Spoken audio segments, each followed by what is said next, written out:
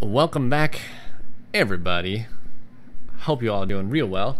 I just gotta close something here that I forgot to turn off. There we go. All right, so I hope you're all doing real well. We're gonna check out our completed, well, completed for now anyways. It can clearly be much better. Dimlet farm. So first things first, you'll notice some ghost items being sucked towards me. I have no magnet on. One thing I keep checking though to make sure is to make sure this isn't on for whatever reason, and it is not. All right, so this is working really well. Last episode we ended off with Hercules killing me. We're now on Hercules 3 to be successful in A, not killing us, and B, not turning invisible and killing everybody else. So, a couple of problems we had. You guys saw Hercules was killing me, so that was no good. Goodbye, sir. Hercules was killing me, and that was probably one of the worst problems we had. Second one that happened was when I kept dying over and over to myself, people came to come and see why I was dying, and then they got killed. And the third problem was it was killing Chet and Jet. Hercules, not a friendly robot. Hercules 2, somewhat successful, stopped killing me, still killed Chet and Jet and everybody else. So, we have Hercules 3 who is successfully doing his job. My word, that's loud. So what's going on? What's the deal here? Hercules 2 and 3, or Hercules 3 is, I'll show you the program in a second. It's a little different. I hope it's still up on the thing. I updated Pneumaticraft, so it might not be there right now. One of the issues they were having is they kept turning invisible, and whenever they came into some sort of collision with a fence, it was when they turned invisible, and I only say that because Chet turned invisible. I updated Pneumaticraft, came back, Chet was visible, and he was stuck up against a fence, and he had died because it had been a couple days. So this hasn't been running for more than 40 minutes or so. Gosh, that's killing me. Yeah, hasn't been running for more than 40 minutes or so, because I didn't have enough power to keep it running on even the smallest, like no capacitor upgrades. Now it's running full tilt with a vibrant capacitor upgrade. Check this out. Right? No problem. So we've done a bit of work to help that along. So why don't we go check on what's going on with our dimlets. First off, Chet, Jet, and Hercules will refill in these charging stations, which are going to always have pressure because I managed to get these to be stabilized. So depending on how many speed upgrades you put in is how quickly they produce pressure and oxygen and stuff like that. It also depends on how quickly they produce heat. So I got it to be like a, I don't know if this is the way it's intended to happen, but, or like if there's a better way to automate this, but I just managed to find a happy balance between speed, pressure production, and heat. So it's leveled itself off. So the heat sinks are cooling enough. I could probably turn them down a little bit so they're not wasting so much oxygen because they're really low efficiency right now, but we're not too worried about that. So why don't we head on back to base? I'm going on back to my home base. Oh, no I'm not. I forgot that it did this every time. Okay, so let's take a look at our dimlet situation.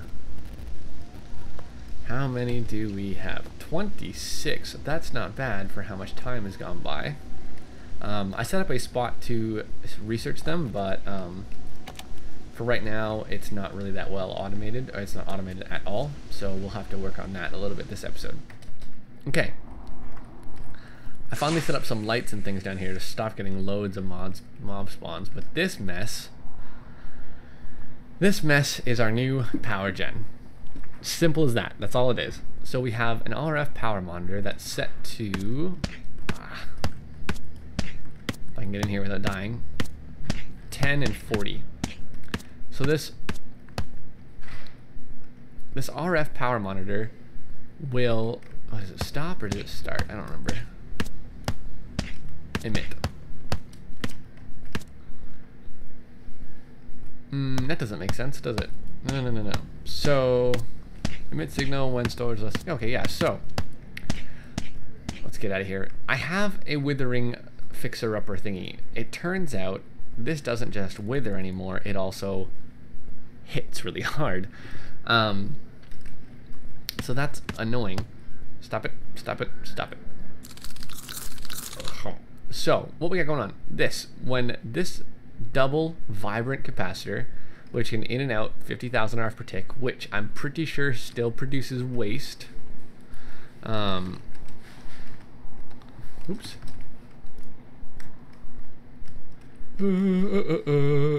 Sorry. Yes. So we just kind of get in here as close as we can. Oh, sweet, it's not running. So this produces at 40,000 RF per tick. Okay, so we're golden actually. Produces 96 million RF at 40,000 RF per tick. This can only hold 50 million RF, so we'll have to add a couple more to take full advantage of that. All right, whoopsies. Yeah, so in order to take full advantage of this, we're gonna need to upgrade our capacitors with 2 more. But for right now, we're doing all right. So when it's not in production mode, this has a negative 12,000 RF per tick drop. That is literally everything that I'm doing. All of my power runs through this right now. So negative 12,000 RF per tick's a lot. Our reactor is pumping into this system.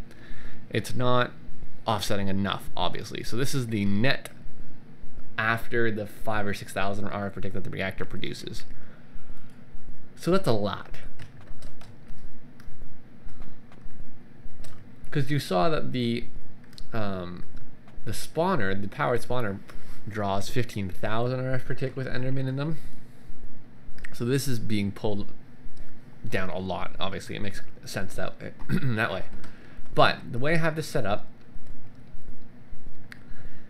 when this capacitor is less than 10% full, which it figures out by putting a power monitor next to a conduit on the capacitor. The conduit gives information about the capacitor to the power monitor. When it's less than 10% full, the power monitor outputs a redstone signal in every direction. I have this guy down here, this transfer node from XUtilities, set to, on a redstone signal, extract from this ender chest, which is full of nether stars. Then, with some hyper rationing pipes, we make sure, whoopsies, missed that one. What's that? Ooh, could use some of you.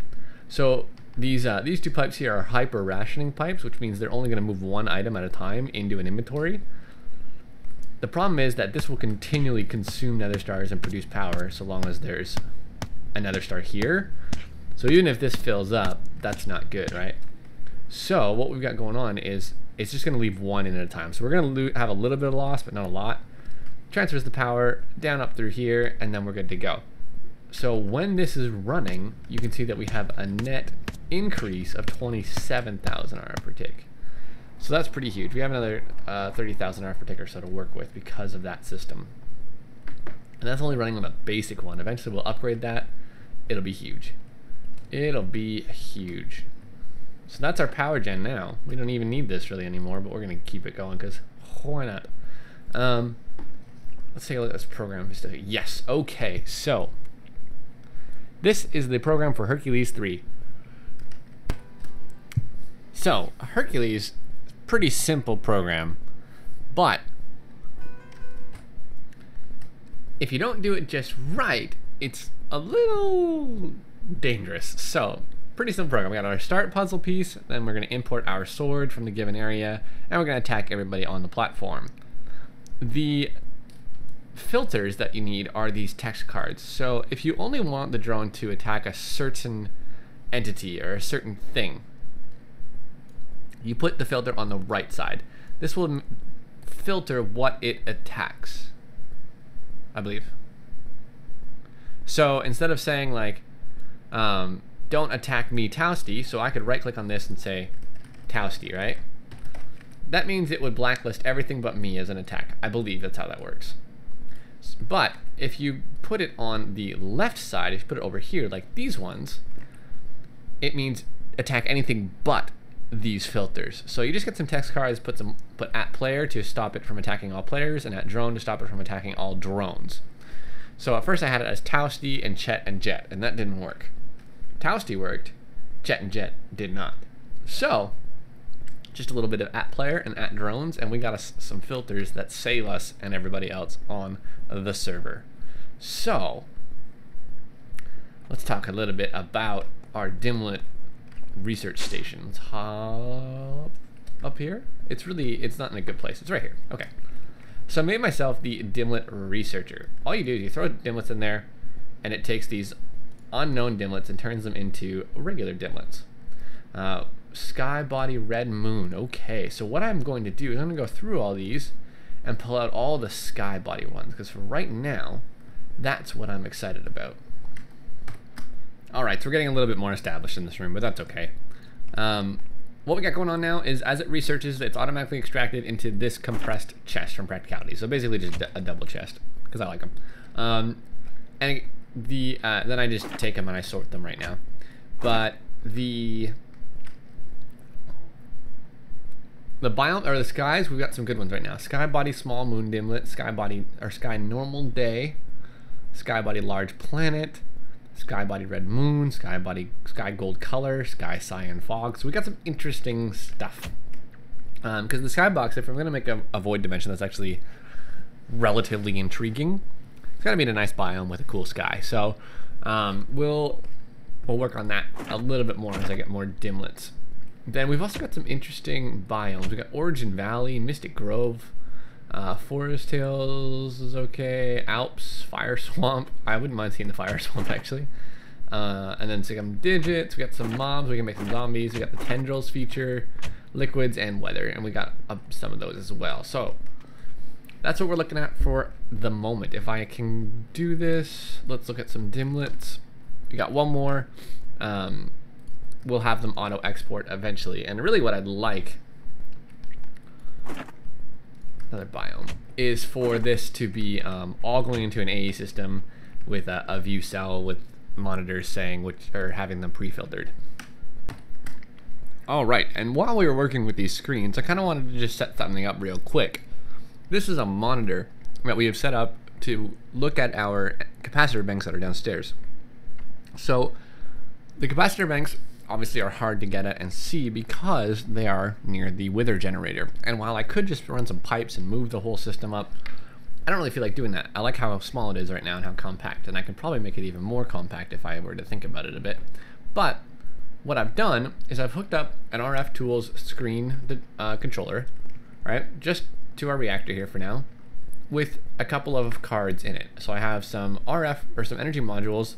I think the only difference between the plus and the regular is this one will let you find or look at the energy for things in different dimensions, but I made it just in case. So these are pretty cheap, right? Not that hard to make, and then a text card. And if we look at it, what I've said is I've got a label saying energy. It's a bar that you can see, and it's showing the amount of RF in a full format.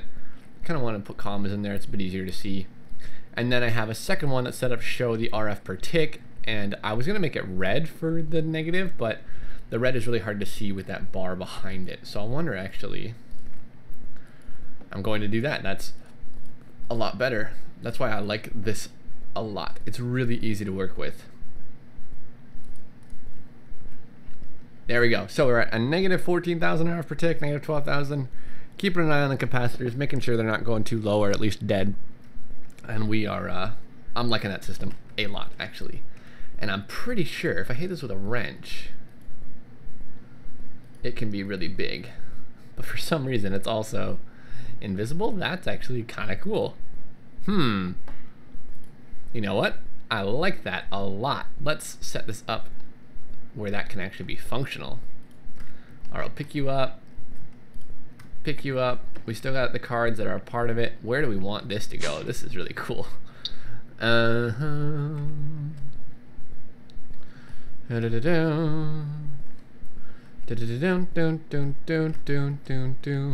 I guess we can put it in here for now, right?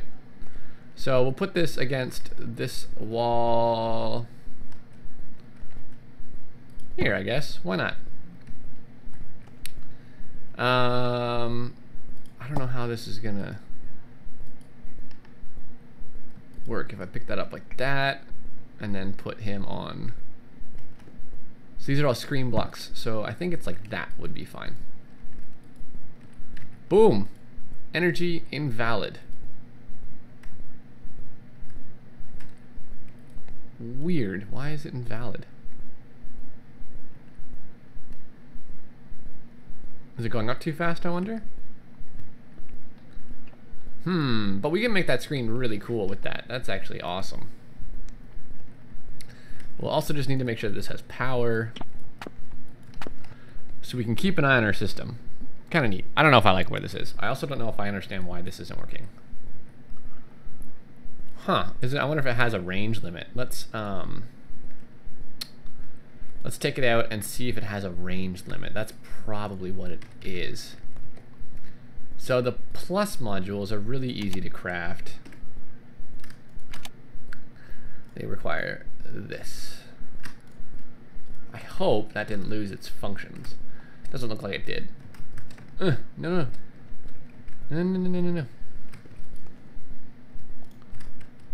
There, so it does look like there's a range limit, so that's pretty awesome. And then we can also see I added another energy card, and I think I'm gonna add one more just to finish this off that shows the amount of energy in the actual Nether Star generator. Alright, and with that I think our little power monitor system is done. Pretty cool. Showing me the average input and output of now the generator, plus the stored energy in the generator, plus the first 4 slots of the ender chest. What I should probably do though is, what if I do this? Yeah, that'll work. Okay, so what I'm doing here is I'm just picking, so 1, let's do 10. No, sorry. 1, let's do like 15 and like 22. So these are random slots in the ender chest. So if there's 27 slots, right? 1 through 27. I'm thinking 27 is the last one, although it's probably 0 through 27 now that I think about it, through 26. I don't know, something like that. Let's just check that real quick. 0, 1, I don't know. Eventually, if I were to run out of nether stars, these nether cubes, would start popping away. Let's see how we're doing with them though. We're at 7,000 out of 10,000, but we're not actually consuming all of those.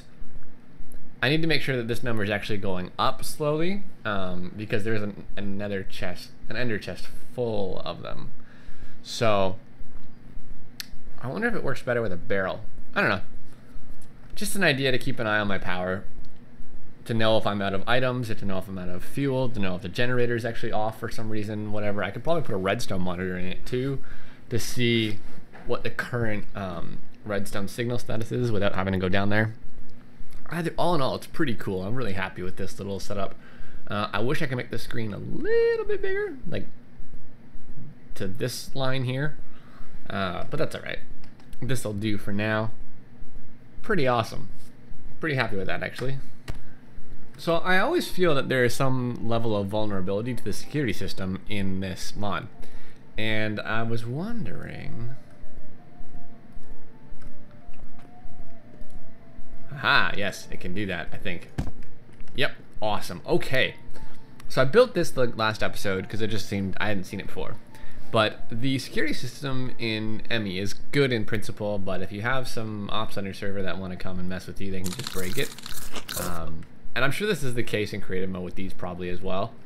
But I wanted to add another level of security, and it's a shame because I think these have to be pretty close, so I might try and hide this later. But maybe there's a way to upgrade it. But if you shift right click the block protector with your smart wrench when it's in select mode, and then just right click the block you want to, or shift right click the block you want to be protected, then when I go to break this, it can't.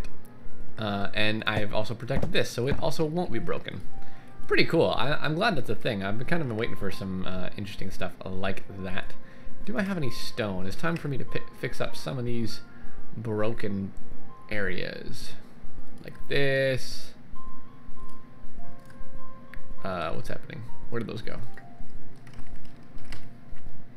Get some of the polished stone as well because it will be used like so. So what am I missing here? Sunken stone panel. Let's get some sunken stone panel.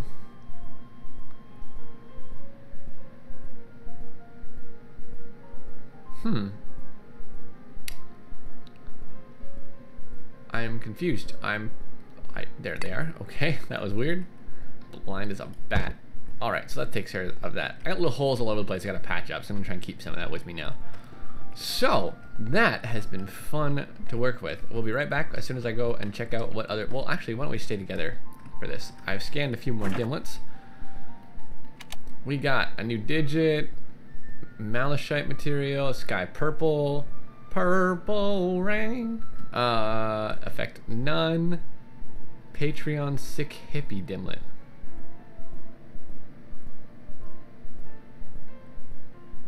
Interesting. I might have to see what that does. Material magenta stained clay, awesome, biome highlands and biome highland.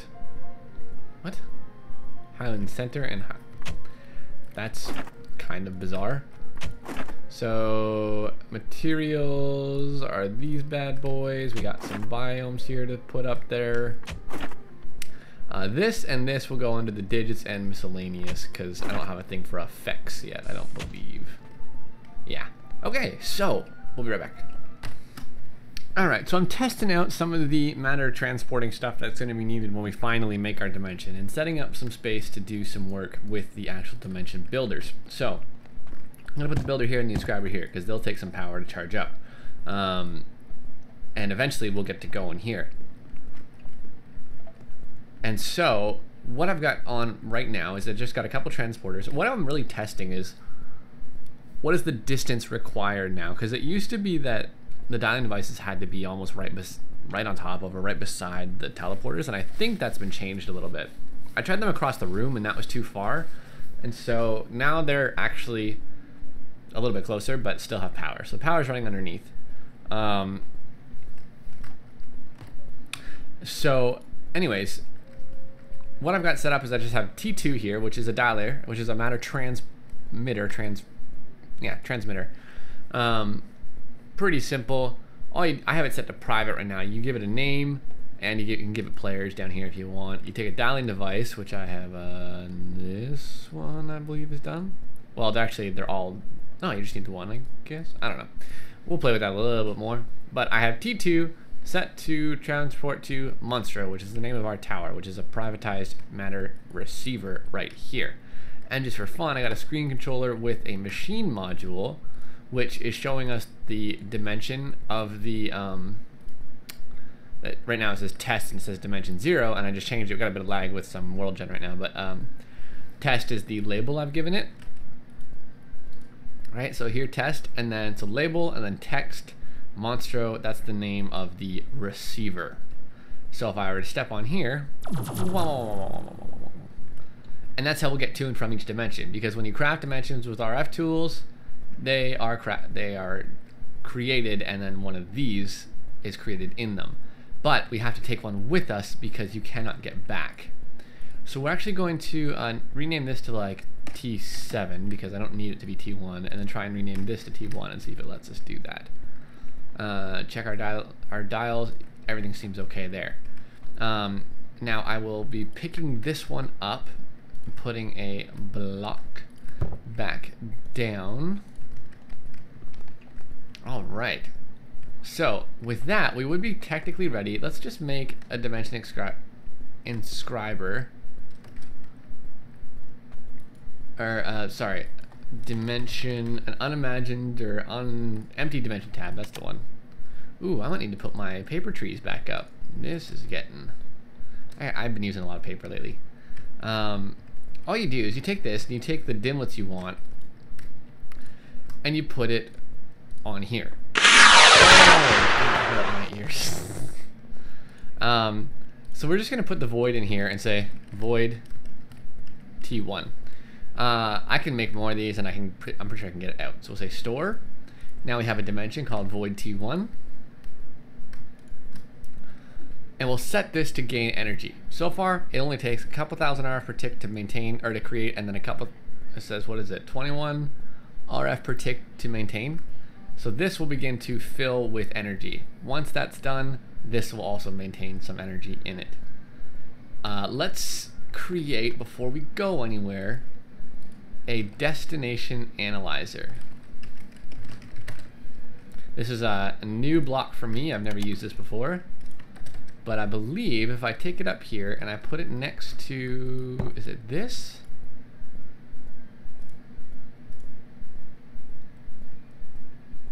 So it says it's,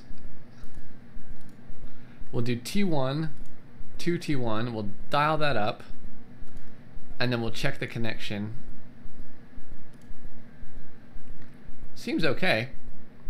So now we can see that our T1, which I'm gonna change.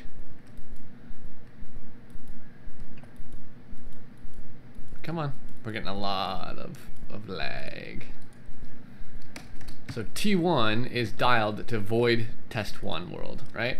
So let's just see what that created. I don't think it's gonna be what we're looking for exactly, but we'll see what it created. I have my matter transporter. I forgot my shoot. All right, and here we are. A lovely void world with balls of dirt and trees. This is pretty nice, actually, all things considered. What? That's crazy. That's hilarious. What a good world. This place is awesome. Can I rename this place now? We're gonna call this Bubbleton.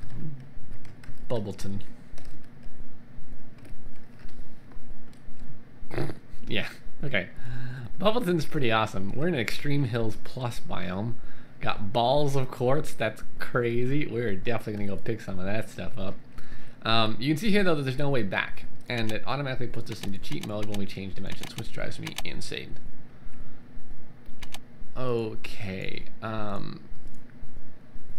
Now, do I have a capacitor on me? Yes. Whew, thank goodness. So I am going to put, I've got my magnet on. I did not bring a dialing device. Well, that stinks. So technically, I'm stuck here. I'm loving this biome though. I'm loving, oh man. I like the purple with the cyan. I don't know how to make this, but I would like to, because that's really cool. Let's see what else we got. This, let's see, what kind of a tree is this? Hopseed. Hopseed trees are actually kind of nice. I've always wanted to make a nice house out of hopseed, but we never need quartz again.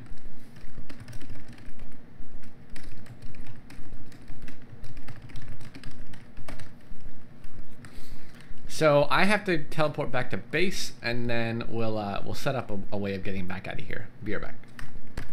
Before I head back, let's just see how quickly I fill my pack full of Certus quartz.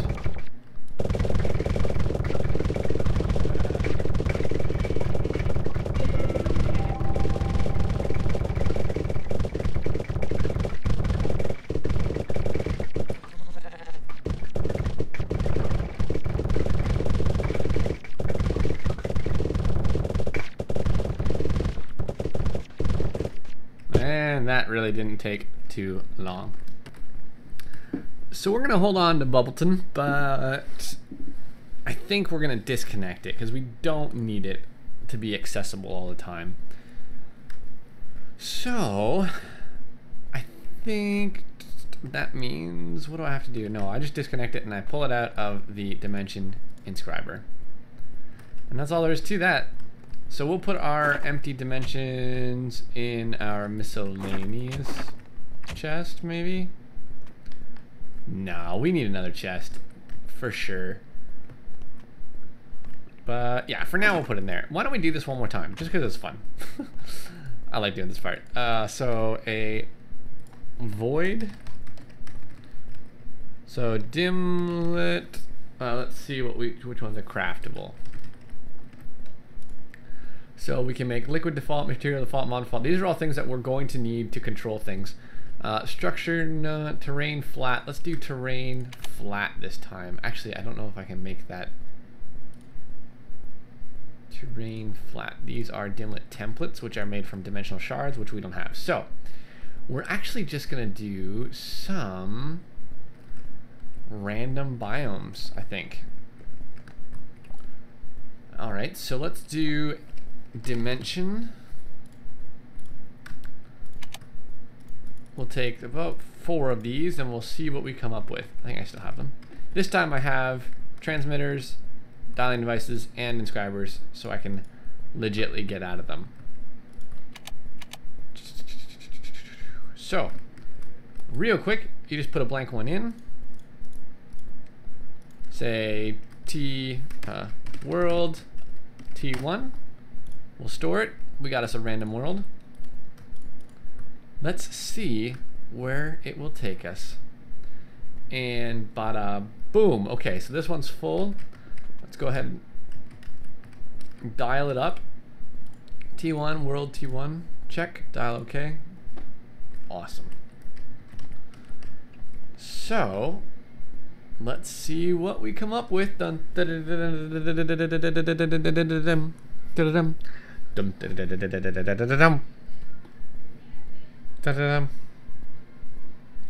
dun, dun.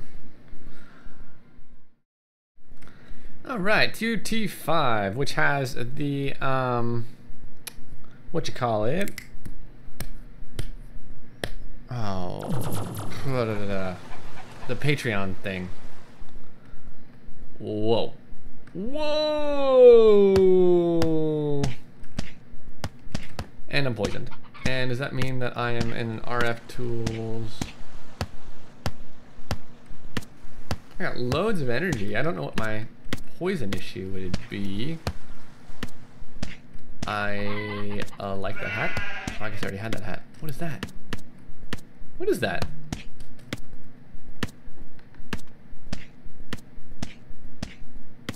Oh my gosh. Okay, so I went ahead and found nether tanninite. What on earth?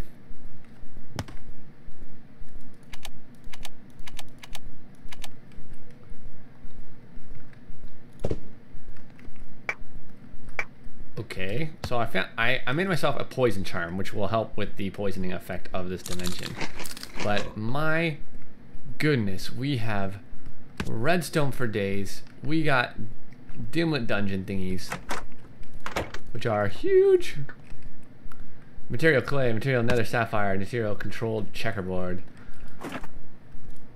A bunch of unknowns and a time normal dimlet. All right, so that's huge. Let's just tear this up a little bit so I know that I've been here.